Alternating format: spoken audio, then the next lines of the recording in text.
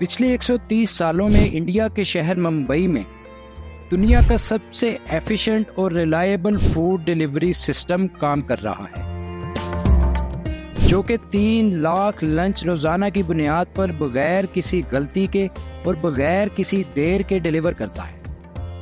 और उससे भी बड़ी बात यह है कि ये सारा सिस्टम ऑफलाइन काम कर रहा है, यानी बगैर किसी सॉफ्टवेयर और जीपीएस के। ये सप्लाई चेन 5000 अनपढ़ डिलीवरी वर्कर्स पर मुश्तमिल है, जो कि सारी चीज़ें खुद से मैनेज करती है। और अगर कोई शख्स इस फैसिलिटी को इस्तेमाल करता है तो उसको 1 महीने के टोटल चार्जेस सिर्फ और सिर्फ $6 अदा करने पड़ते हैं। हालांकि बड़ी बड़ी कंपनीज ये काम $37 पर मंथ पर नहीं कर पा रही। तो चलिए बात करते हैं इस कंपनी के एक्यूरेट डिलीवरी सिस्टम पर कि वो कैसे इतने कम पैसों में ये काम कर रहे हैं।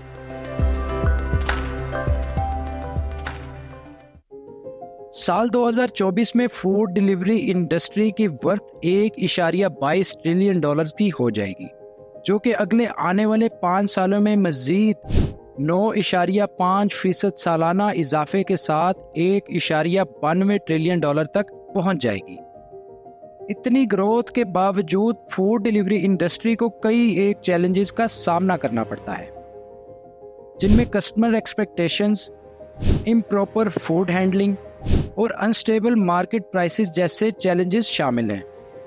लेकिन इन सभी चैलेंजेस को फेस करते हुए जहां बाकी कंपनीज फूड डिलीवरी का काम $37 माहाना पर मैनेज नहीं कर पाती, वहां इंडिया के शहर मुंबई में मौजूद फूड डिलीवरी कंपनी यही काम ना सिर्फ $6 माहाना पर अंजाम दे रही है, बल्कि इस कंपनी की ग्रोथ में दिन ब दिन इजाफा हो रहा है और ये दुनिया की सबसे बड़ी फूड डिलीवरी कंपनी बन चुकी है। तो चलिए देखते हैं ये कंपनी कैसे काम करती है। साल 1890 में इंडिया का शहर मुंबई तेजी से इंडस्ट्रियलाइज हो रहा और इंडियन रेलवे का नेटवर्क तेजी से फैल रहा था। इंडस्ट्रियलाइज होने की वजह से यहाँ पर मुख्तलिफ किस्म के लोग इकट्ठे हो रहे थे, जिनका कल्चर भी मुख्तलिफ था और इनके खाने भी मुख्तलिफ थे।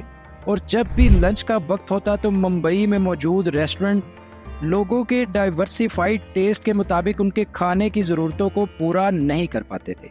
तो उस वक्त महादेव हिवाजी नामी शख्स एक फूड डिलीवरी सर्विस का आगाज़ करता है, जिसका मकसद काम करने वाले लोगों के घरों का पका हुआ खाना उनको वक्त पर पहुंचाना था। इन फूड डिलीवरी वर्कर्स को डब्बे वाला कहा जाता है। ये वर्कर्स हर सुबह जॉब करने वाले लोगों के घर से खाना इकट्ठा करते हैं और ऑफिसेज में डिलीवर करते हैं।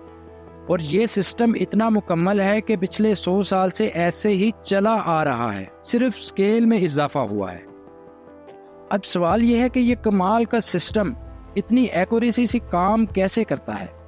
डब्बे वाले वर्कर्स रिवायती डिलीवरी ड्राइवर्स की तरह काम नहीं करते, जैसा कि हम आजकल फूड डिलीवरी वर्कर्स को देखते हैं।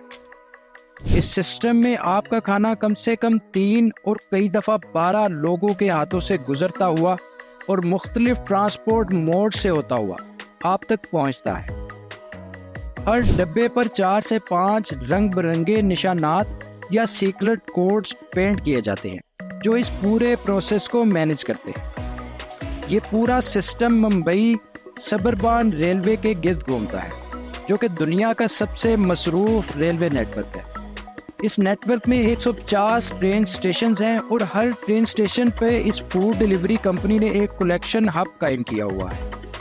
हर डब्बे वाला अपनी साइकिल और पैदल सफ़र करते हुए 30 से 35 डब्बे इकट्ठे करता है और इन डब्बों को स्टेशन पर इनकी मंजिल के मुताबिक 11 से 11:30 तक अलग-अलग कर लिया जाता है। और फिर ये सफ़र शुरू होता है, एक ट्रेन से दूसरी ट्रेन और एक हाथ से दूसरे हाथ, बगैर किसी कंप्यूटर और जीपीएस के। इन कंटेनर्स के फाइनल स्टेशन पर पहुंचने के बाद इनको हर जोन के मुताबिक सॉर्ट किया जाता है और हर जोन का जिम्मेदार एक डब्बे वाला होता है, जो इन डब्बों को 12:30 से 1 बजे के दरमियान सारे फूड कंटेनर्स को उनकी मंजिल तक पहुंचा देता है। इस पूरे प्रोसेस में अगर कोई स्लिप अप है तो वो ये है कि कभी कभार डिलीवरी थोड़ी बहुत लेट हो जाती है। इसके अलावा इस सिस्टम में कोई एरर नहीं आता। 2 बजे के बाद कंटेनर्स या डब्बों को वापस इकट्ठा किया जाता है और इसी सारे प्रोसेस को रिवर्स किया जाता है ताकि वो कंटेनर्स अगले दिन के लिए वापस घर पहुंचाए जा सके। इस सिस्टम की कामयाबी का राज ये है कि ये सिस्टम एक कॉरपोरेट एंटिटी नहीं है, यानी इतना बड़ा नेटवर्क होने के बावजूद ये एक बड़ी कंपनी की तरह सेंट्रलाइज्ड नहीं है जहां सब कुछ एक ही ऑफिस से मैनेज किया जाता है, बल्कि डब्बे वाले वर्कर्स मुख्तलिफ सेल्फ गवर्निंग ग्रुप्स में डिवाइड हैं जो कि अपने कोड्स और रूट्स के मुताबिक कस्टमर को मैनेज करते हैं। तो व्यूअर्स, ये था मुंबई का डब्बे वाला सिस्टम, एक ऐसा निज़ाम जो ना सिर्फ मुकम्मल और भरोसामंद है बल्कि कम्युनिटी और एफिशिएंसी की एक मिसाल भी है। और अगर आपको ये वीडियो पसंद आई है तो इसको लाइक कर दें और ऐसी इंफॉर्मेटिव और फैक्ट्स वीडियोस के लिए चैनल को सब्सक्राइब भी कर दें।